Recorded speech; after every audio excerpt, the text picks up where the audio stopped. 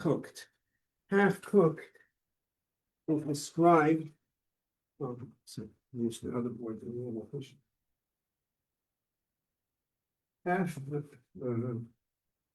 Don't use the wrong marker. It's not. Anyone know how to clear the board? With alcohol. Oh, what paper towel? Wet paper towel. Okay. Is that better? Yes or no? Okay. Okay. So,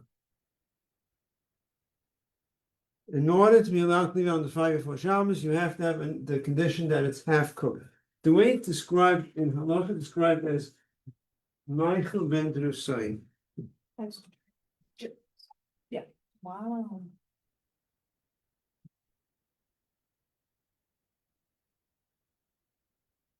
Michael ben Drusai. There were thieves in the time of the Gemara, assuming they were Jewish thieves. I think they were Jewish thieves, maybe not actually. And they were very, very busy people because they had to steal. And they didn't have time to cook their food completely. They would cook the food halfway. That's how they would eat it. They didn't have time to cook the food. Some say they would cook it a third.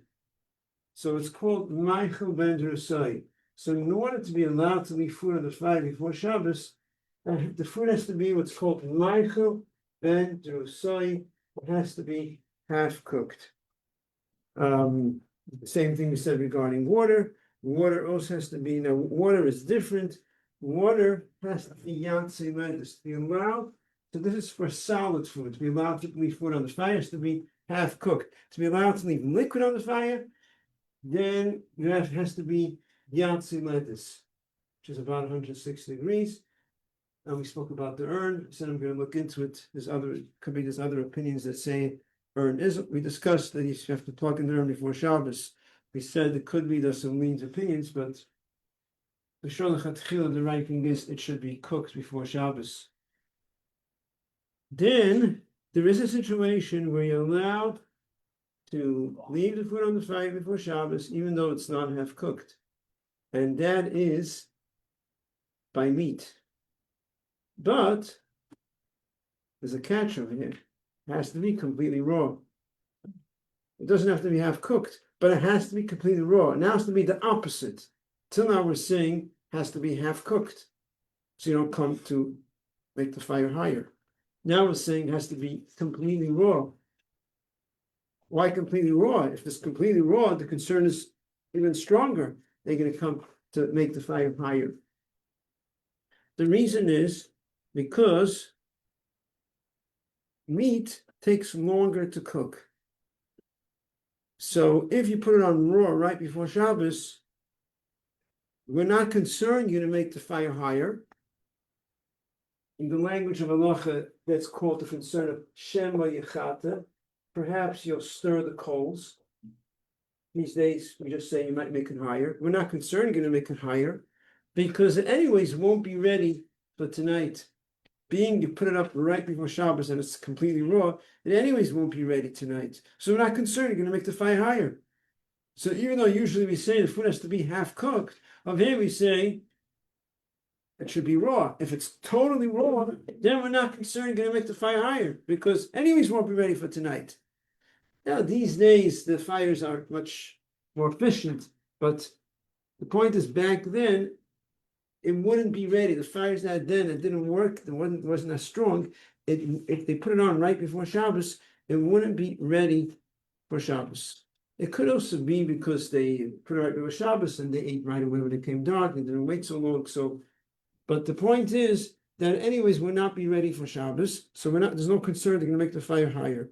So, but this applies only to meat. Some say even chicken. It doesn't apply to other things because meat takes longer to cook. So you put it on raw right before Shabbos, it anyways won't be ready for tonight. It also applies, according to many opinions, it applies to beans, legumes, like the challah beans. And that's if you do not soak it. Because if you soak it, it cooks faster. You don't soak it, it takes a long time to cook. So it's the same status like meat. Anyways, it won't be ready for tonight. So according to many opinions, even if you put beans that are not soaked, it's also good. Now the question is, okay, so someone put up a pot. Now on a practical level, or according to many opinions, this applies to a crock pot. We say put it on raw right before Shabbos. According to many opinions, it's only by a crock pot because it cooks slow. But in a pot where it cooks faster these days, many opinions say you can't put meat right before Shabbos, even though it's completely raw, because it will become ready. The chances are it will be ready for tonight because it's cooking faster. So now there's a concern you might stir the coals. So in simple words, we're saying whatever we're discussing over here, practically, it applies to a crock pot. You put it on low right before Shabbos. But if you do it to a pot on the fire, not everyone agrees that this is okay. So chatchila, you want to just, if you're going to do it in a crock pot. This is something that I've done for many years. Put it on right before Shabbos low, and it cooks throughout Shabbos. Lately, my wife just cooks it before Shabbos in the crock pot because she says, "What if I forget to put it on right before Shabbos, and then it won't be chilled?" You have to remember to put it on right before Shabbos, right? So if you forget, so she cooks the whole thing. So it's also fine. You cook the whole thing before Shabbos, and then put on high. You cook it, and then put it on low before Shabbos, and it stays hot throughout Shabbos. Is understood? Now, other conditions actually once happened by me that I put on the crock pot before Shabbos on low, and then for some reason I realized that the cover was off. So the cover was off. What can I do? If you put on the crock pot in a low setting without a cover, it won't cook. A regular pot, fire stronger, it will cook, take longer. But on crock pot, if you cook it without the cover, on low, it's not cooking. The challenge spoiled. I was thinking later, was I allowed to ask a non-Jew to cover the pot? So later I realized that you are allowed to ask a non-Jew to cover the pot. My question was, he's causing it to cook. Now maybe it's going to be Bishul. That was my question. But I don't think it's an issue because the Yid put on the fire. Yid put on the fire, it's like the Yid put on the fire, the guy can't put it on the fire. So it shouldn't be a problem in terms of that. And in terms of asking a goy to do malacha for you, it says that if it's going a little drop off the topic, just mentioning another Indian in the malachas of telling a goy, and that is bein hashmashis. There's a special leniency when it comes to bein hashmashis. Bein hashmashis means twilight. So the time between sunset until the stars come out is called bein hashmashis. During that time, it's questionable if it's Shabbos or not. When does Shabbos begin? When you light Shabbos candles, right? For the men, when the sun sets, that's when Shabbos begins. Really? When the sun sets, then it's night? We don't know. It's a suffix, it's a doubt. We don't know. It's not clear when Shabbos begins. Does Shabbos begin, when the sun sets or when the stars come out? Well, we have to be strict because we don't know. We don't want to transgress Shabbos. But the bottom line is, there's a suffix, there's a doubt if it's Shabbos or not. But practically, we have to be strict. But in terms of telling a goy, Chachamim more leans because it's a doubtful time if it's Shabbos. So in respect to asking a goy to do it, you're not doing it, they will lenient. And they said that if it's something that's important, you could ask a goy to do it, even though even though the prohibition is an Issa min HaTorah. Nevertheless, you could still ask a guy to do it if it's important. So in such a case, I would be allowed to directly, before the stars come out, before it gets completely dark, I'm allowed to ask a guy directly to cover the pot, so the food should cook. Yeah. This is like kind of like a spirit question. Is it Shabbos for a man after his wife lights candles, or it's until it's No. dark? Or like For when? men, it's only Shabbos when the sun sets. That's my, That's later. huh? That's later. Right? That's later, because you light Shabbos candles like 18 minutes before the sun sets. That's why the wife can ask the husband to do things. After she lights candles, she's allowed to ask the husband to do things that you can't do Shabbos, because for him, it's not Shabbos yet. Okay? Now, other ways how you're allowed to leave food on the fire before Shabbos is discussed in halacha, and that is if it's Oh. oh my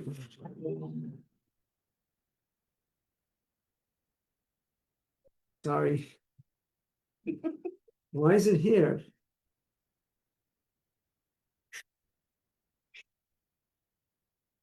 Oh.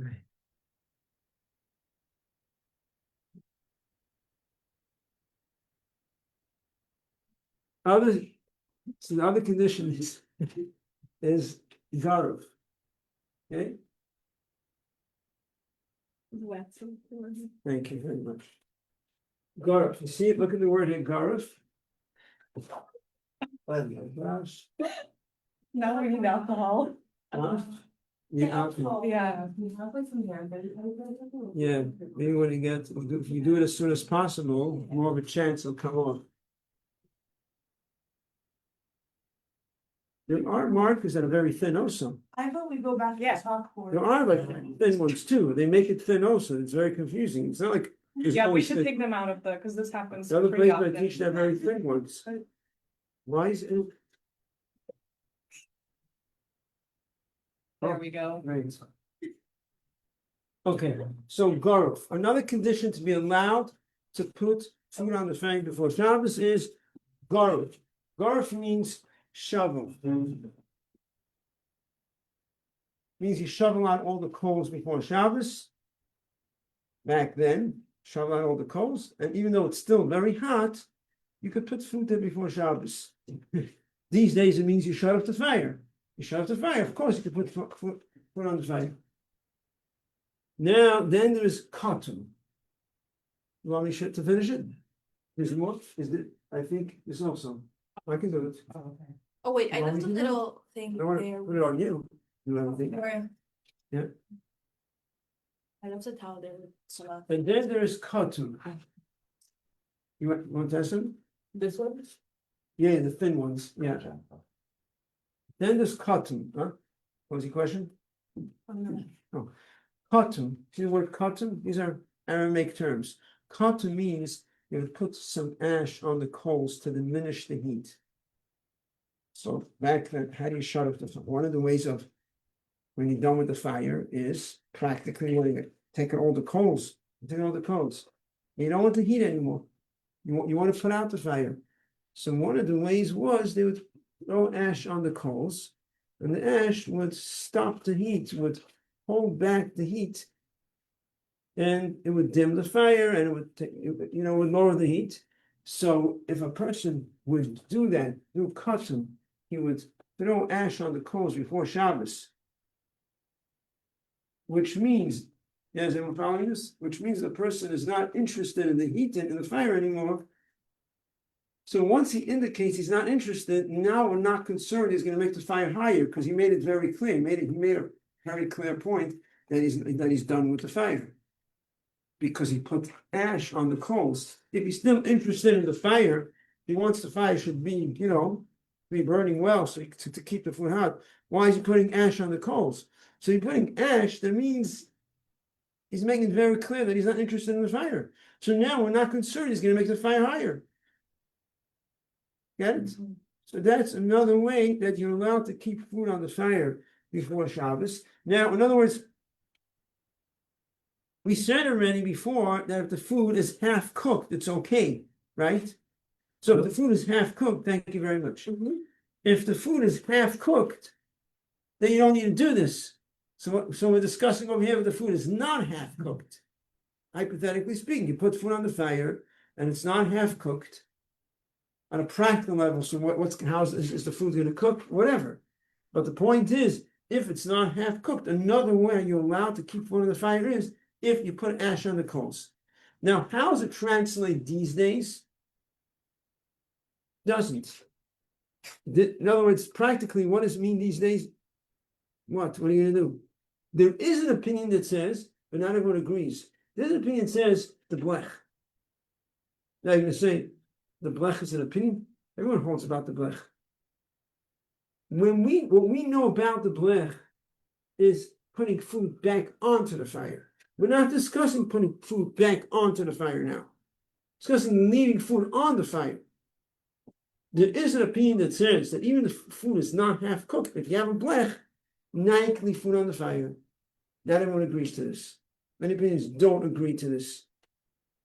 Using the blech. Using the blech for leaving food on the fire. We're still going to discuss putting food back onto the fire. Food that was already there before Shabbos, you want to put it back. Sure, you need a blech. But to keep food on the fire with the blech, when the food is not half cooked, many opinions don't agree to this. Okay, so if the food is completely cooked, so no problem, you can leave food on the fire and you don't need a blech, right? Do you need a blech before Shabbos if the food is completely cooked? No, it would seem not. I mean, that's not halacha, correct? So why do we have a blech? The main purpose of the blech is to be able to put food back onto the fire. That's the main purpose of the blech. But, yeah, they were following this? That's the main purpose. However, so what? You know what? I'm not planning to put food back into the fire. I take the chalm is on my blech, I take it off, I'm done, I'm not putting it back. Okay, so I shouldn't put a blech. You should still put a blech. Because there's an opinion that says that if you're putting the food on the fire right before Shabbos, even though it's completely cooked, you need a blech. This opinion says that if you put food back onto the fire right before Shabbos, has the same status like putting food on the fire on Shabbos. When you put food on the fire on Shabbos, you need a blech. This opinion says if it's so close to Shabbos, it's right before Shabbos, where if this food needed to warm up, there wouldn't be time. So it's the same status like putting food onto the fire on Shabbos. When you put food onto the fire on Shabbos, you need a blech. This opinion says you're putting it on right before Shabbos, you also need a blech. Many times people put food on the fire right before Shabbos, even though it's completely cooked, but they're putting it on the fire right before Shabbos. What does that mean? If it's completely cooked, now it's there already. Sometimes you switch burners. From here to here, you're adjusting it. So therefore, being that if you do that right before Shabbos, there's an opinion that says you need a blech. So therefore, lechatchila, it's best to have a blech. Like this, in case you are switching the fire, the pot from one burner to another burner right before Shabbos. So now you're covering all opinions, even the opinion that says that even though it's before Shabbos, and usually put food on the fire before Shabbos, you don't need a blech, but because you're putting it right before Shabbos, one opinion says you do need a blech. So therefore, if you have a blech, right, you put on a blech before Shabbos, and you put the pot on the blech before Shabbos, so now you're covering all the opinions. Understood?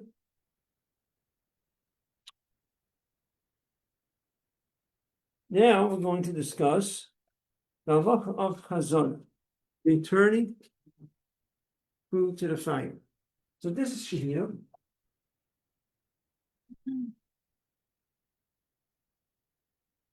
Now we'll discuss chazara. Chazara means, sure you heard the word chazara could mean like reviewing what you learned. You heard the word chazara, you're doing chazara, reviewing. What is the connection of reviewing with the word chazara? Why does chazara mean reviewing?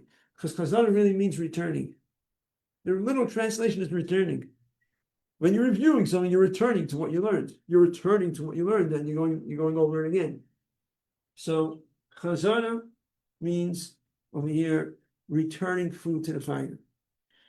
In order to be allowed to return food, so you have food on the fire before Shabbos.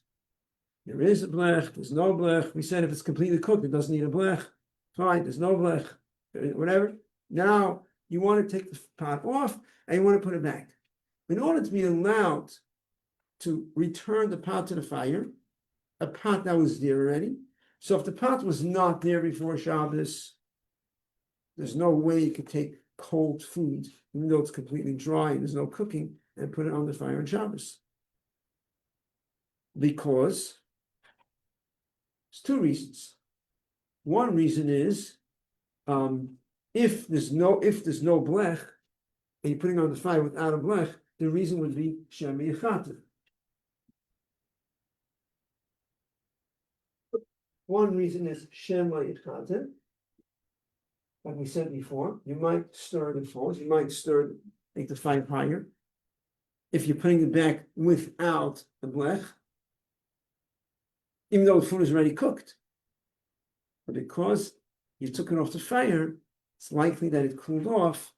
Now you're putting it back on Shabbos, and it's Shabbos, it was stricter that you might come to, and you want the food already, you want it hot, you might come to stir the coals. Or the language these, you might make the fire higher. So to put back food to the fire without a blech, you're not allowed because of this reason, Shem Yechata. If there is a blech, you still can't put food back onto the fire unless you have the other conditions, but there's a different reason. The reason is because Nira Kimavashim.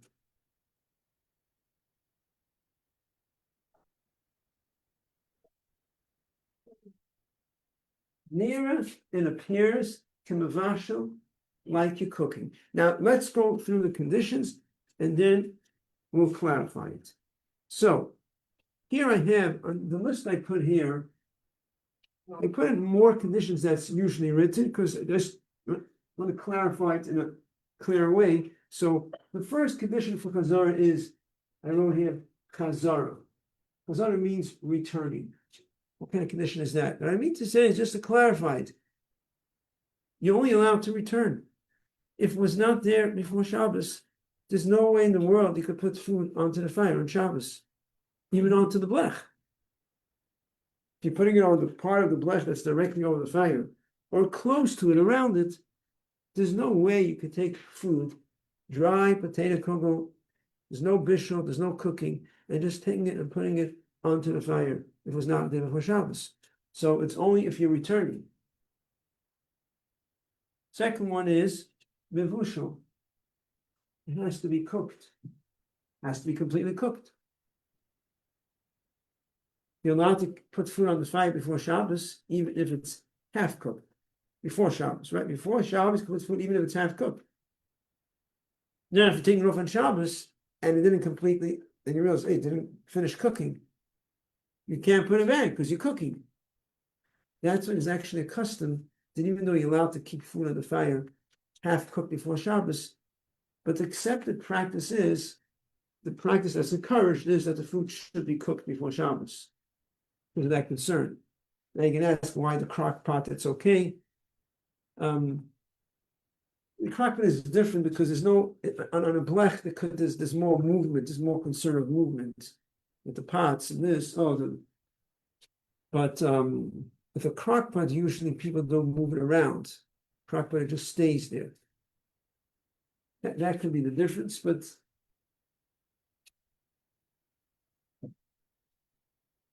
so the food has to, if it's not cooked, there's no way to put it back. Impossible.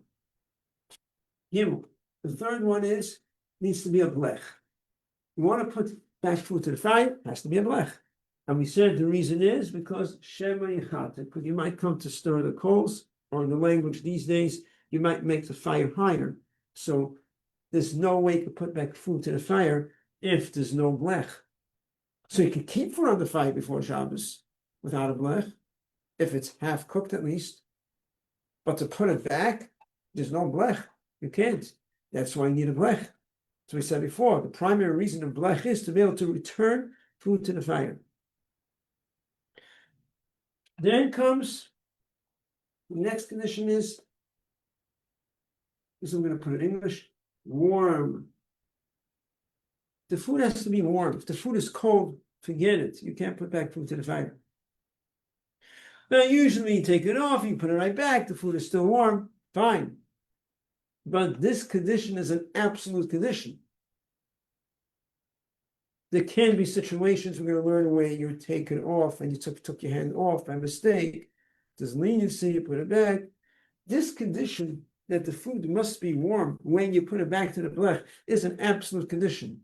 There's no leeway. There's no like, oh, but this guest coming and you really want to put it back because you're not comfortable. And is there any leniency? Is there an opinion that says perhaps you could put back the food to the fire? No. If the food is not warm, forget it. You can't put it back. Okay. The other condition is, bring out a space here. Okay, the yodel has to be in your hand. When you put back the pot to the fire, the pot has to be in your hand. You have to be holding the pot. You might have seen it, right? You took off the pot. You've seen it before? You took off the pot, you're still holding on to it. What does it mean holding on to it? What is holding on? Holding on means holding on to it. You understand what I'm asking? What's it? Question is, holding on means like this or like this? You take the pot off the fire, put it on here, I'm holding it, or it means holding it. Holding it, right? That you shouldn't put it down on the table. It should not be put down on the table. You should be holding it. So if you want to scoop out chont, then put it back. Someone has to hold the pot, heavy pot, and someone else wants to put the chont. If you want to put it back because there's guests coming later, that's what you need to do. You're not supposed to put it down. However, if you did put it down, you're good. It's fine. Your hand is on it. Put it down. Your hand is on it. You should hold it. Now, there is a method, which I saw, but Farkash brings, brilliant idea, and he says, what you do is, to make it easier, now you have to watch me. You take the pot, take the pot, I think this is good enough. Yes, this is the pot, and instead of holding it like that, and it's a heavy pot, let's say, somebody else is putting it down, and like this is also not proper. So even if you don't keep your hand, so like this, take it and hold it by the edge of the table, end of the counter, and hold on to it. Now, what happens if you let go? Hold like this. Hold like this. What happens if you let go? It's going to fall. Now, don't let go. I'm not saying the point is not to let go. The point is to bring out. You're holding it in such a way that if you let go, it's going to fall. Now it's considered like you're really holding it up. Because if you let go, it'd fall. So now you're actually holding it, not just putting your hand on it, you're actually holding it up. So it's okay. What's the definition of holding? You're holding it, that you're holding it. I'm holding it. If I don't hold it, it's going to fall. So now you don't have all the weight. You don't have all the weight on you. You're putting your hand on it, holding it, and you don't have to hold it in midair. Brilliant idea. So it's okay to just like lean it against the table and like that, like that's really fine. It's not considered like. You're saying the same thing as words. You're leaning Yeah, against the but someone table in a might way think that if you were to let go, it just falls. Yeah. Now, but one thing I urge you very much is that make sure you don't by mistake let go. Okay? Because if you let go, it's not going to be anything Shabbos. Okay, so just make sure about that. Okay, so now the next condition is Daitai Lachazina. Oh, I want to fill in one of the other ones before we go further, so don't forget, and that is, we spoke about the condition of the blech. There has to be a blech. What is the blech for? To cover the fire. Now, what's the reason why they would cover the fire? Back then, there was something else with the, then when they covered the fire, the purpose of covering the fire was so they don't come to stir the coals, right? Because the fire was covered, completely covered, and they were not, that would remind them not to stir the coals, right? Now, when we cover the fire, are we covering it? Now it's totally covered that you can't come to make the fire higher.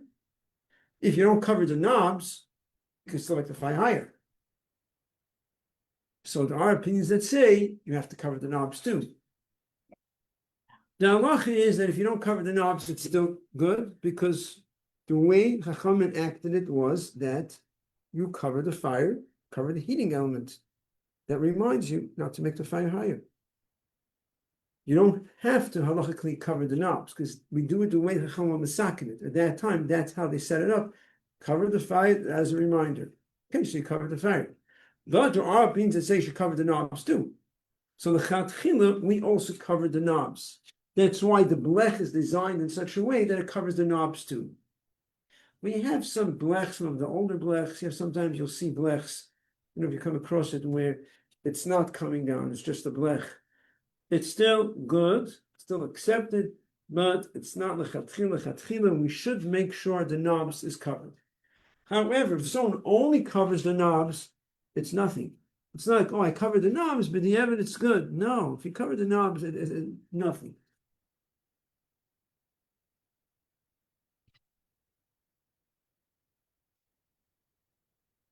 Now, let's really discuss about the crock pot.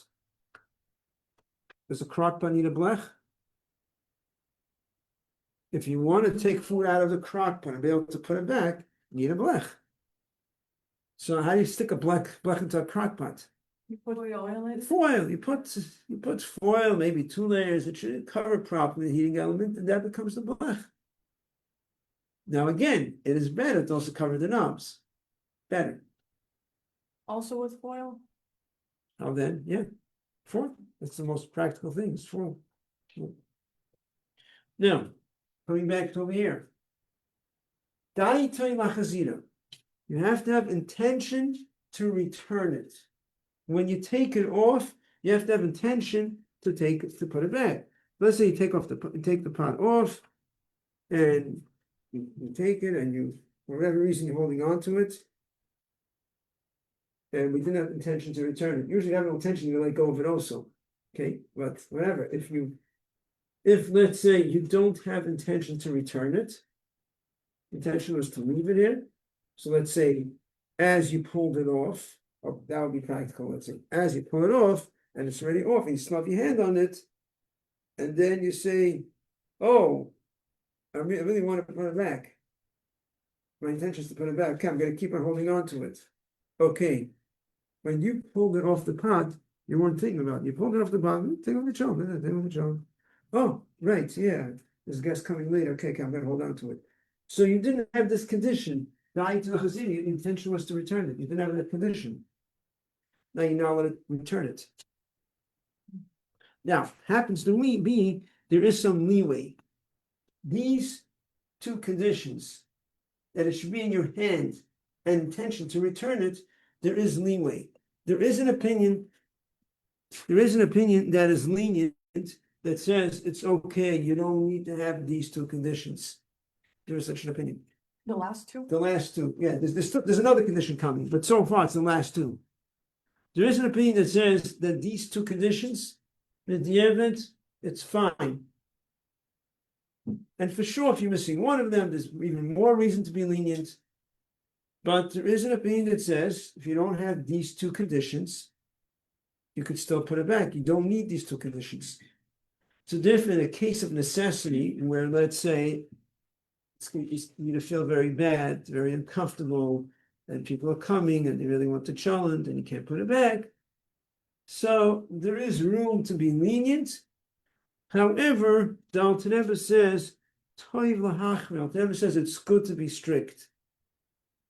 So the more proper thing is not to return it. But if necessary, you feel it's important, you have to make that decision. Am I going to use the leniency or am I going to be strict? And you have to weigh the pros and cons. Sometimes, it's always good to be strict. But the question is, you're going to be strict And to be strict and make other people uncomfortable is not necessarily called strict. There's expression is being machmin of yenim cheshbon, you're being strict on someone else's account. So if it's going to affect someone else will be upset about it. So then it not necessarily is the right thing to be strict. So it really depends on the situation. You have to, to judge the situation. What makes sense in this situation? Now, for sure, you can tell a guy. If you have a guy there, then for sure, even though usually we say, we don't tell non-Jews to do things on Shabbos, right? But that's questionable, that some people say you could do it yourself. So then for sure, you could tell a non-Jew. And that's a general rule. Things that it's a chumrah, generally anything that's a stringency, that it's better not to do it. But according to halacha, you could do it. Then in terms of asking a non-Jew, for sure you can tell a non-Jew to do it. Because even you could do it. It's a stringency not to. So, but for a non-Jew, you can be lenient. That's already a step removed. Now, if we have time, there's another condition. And the other condition is, I'm going to put it in, Loi Pina Hakdeda. Pina means remove, empty. Loi, he did not Pina, empty out, Hakdeda the pot. He didn't empty out the pot. This pot of challah was never emptied out. And if it was emptied out and it was poured back inside, that means it was emptied out. In other words, in order for me to be able to put back this pot of challah to the fire, if I take it off and have all the conditions, have intention, have my hand on it, holding it up, doing everything perfect, and then I'm like, you know what? So little challah left. I need some challah. Put it back into a small pot. Again, pour it back into a small pot. Other person holding the pot in midair. Then you put back this. It was emptied out. It's not the original pot. You're not allowed. According, again, these three opinions are machlokes. There are some opinions say it's okay. But the chatchila, we keep by these opinions. Unless the time of necessity, like the other two opinions we discussed, it can be a time of necessity, but over here, the chatchila, you don't empty out the pot. Any questions? Understood?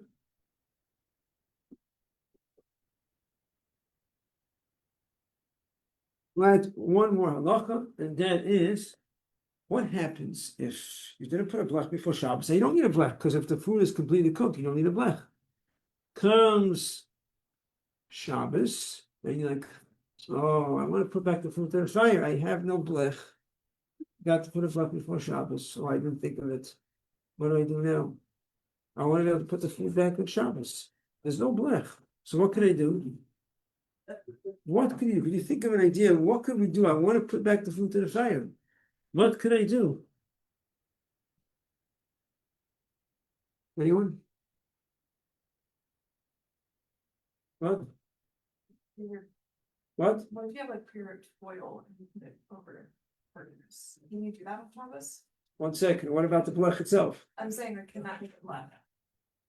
I didn't say you don't have a blech in the house. I'm saying if you're going that route, why not talking about why saying foil? There's a blech in the house.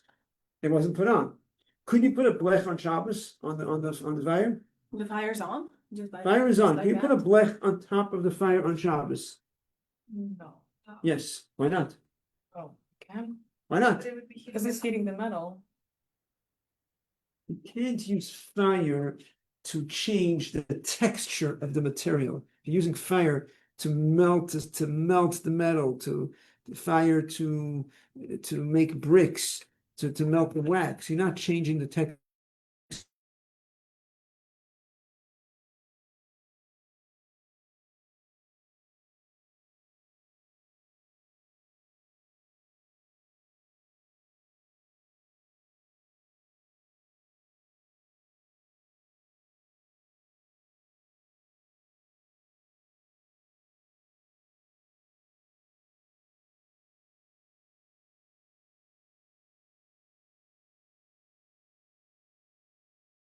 On the blech.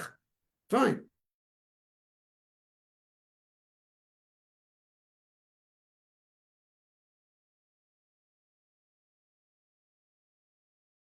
Anyone?